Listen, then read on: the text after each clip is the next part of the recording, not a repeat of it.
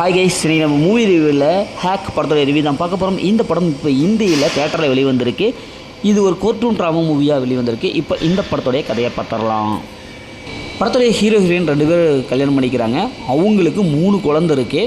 Hero Pakistan போயிடுறாரு, ஒரு வேலை விஷயமாக பாகிஸ்தான் போயிடுறாரு. அதுக்கப்புறம் ஹீரோயின் வெயிட் பண்ணுறாங்க. திடீர்னு பார்த்தா அவர் வரும்போது அங்கே இருக்கிற ஒரு பொண்ணை கல்யாணம் பண்ணிட்டு வந்துடுறாங்க.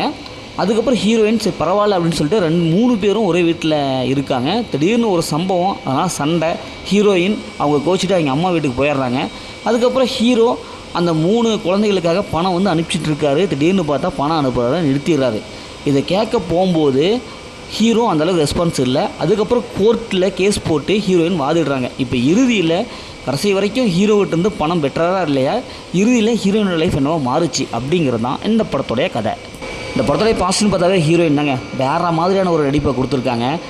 ஏன்னா தன்னுடைய கணவன் ஏமாற்றப்பட்டான் அப்படின்னு சொல்லும்போது அதுக்குள்ளான முகபாவனை, சந்தோஷமாக இருக்கும்போது முகபாவனை, ப்ரெக்னெண்ட்டாக இருக்கும்போது அந்த ஒரு முகபாவனை, இப்படி எல்லாத்துலேயுமே செம்மையான ஒரு பர்ஃபார்மன்ஸ் கொடுத்துருக்காங்க.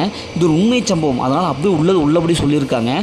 ஹீரோயினோட அந்த ஆக்டிவிட்டியில் அந்த ஆக்ஷன் சீக்வன்ஸ் எல்லாம் நல்ல நடிப்பை பார்க்கும்போது நமக்கே ஒன்றரை வச்சிடறாரு, ஈஸியாக கனெக்ட் ஆகுது. அவர் கண்டிப்பாக எப்படியாவது நியாயம் கிடைக்கணும் அப்படின்னு சொல்லிட்டு நம்ம பார்வையாளர், நம்ம ஆடியன்ஸ் அப்படியே உள்ளுணர்வு ஏற்படுத்திடுறாங்க. அந்தளவுக்கு சூப்பரான ஒரு பர்ஃபார்மன்ஸ் கொடுத்துருக்காங்க. அவங்களுடைய கேரக்டர் அந்தளவுக்கு வெயிட்டாக எழுதியிருக்காங்க.